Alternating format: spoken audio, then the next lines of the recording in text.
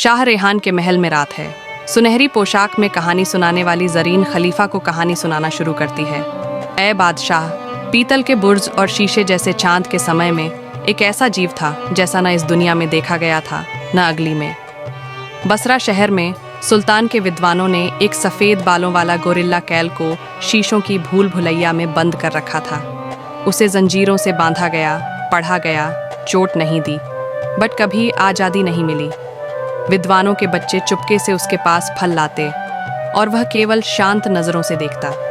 एक रात एक हरा तारा आसमान से गिरता है और रेगिस्तान में टकराता है। उसी रात कैल के कमरे के सारे शीशे बिना कारण टूट जाते हैं। उनमें आग की झलकें चमकने लगती हैं। सुबह होते ही महल में आग लग जाती है, किसी कारण के बिना।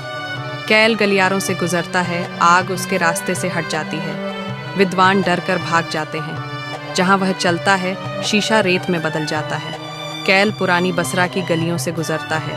लोग पहले चिल्लाते हैं, फिर चुप हो जाते हैं। बच्चे पास आते हैं। वह किसी को नुकसान नहीं पहुंचाता, बस गुजर जाता है। पक्षी उसके ऊपर चक्कर लगाते हैं। जहाँ उसके पैर पड़ते हैं वहाँ पेड़ उगाते हैं। अपने बुर्ज से खलीफा डरते हुए देखता है। वह काले जादूगरों को बुलाता है और उन्हें राक्षस को पकड़ने का आदेश देता है। उसे एक भविष्यवाणी का डर है, एक ऐसा जानवर जो राजाओं का न्याय करेगा। कैल को जादुई चिन्हों वाली जंजीरों में बांधकर हिलाल बुर्ज में लाया जाता है। वहाँ का वजीर, जो हवा की भाषा जानता है, उसे आदेश देने की कोशिश करता है। कैल सिर उठाता है। वजीर अपनी आत्मा को उसमें देखता है और राख बन जाता है।